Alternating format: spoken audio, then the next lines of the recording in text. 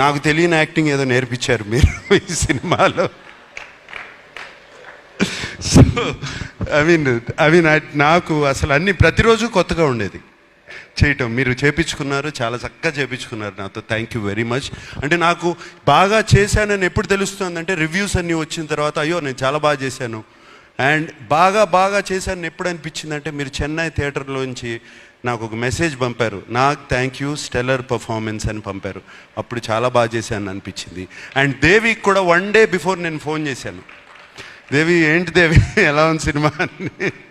Devi just told me superlatives about the film. And thank you so much. And Chiranjeevi garu వచ్చేటప్పుడు కారులో చెప్పారు, చాలా బాగా చేసావు నా దీపక్ అయిపోయావు అన్నారు. సో లైక్ దాట్ రష్మిక వచ్చినగానే యూ ఫెంటాస్టిక్ అని చెప్పింది. సో అప్పుడు అర్థమైంది నాకు శేఖర్ కమల గొప్పతనం.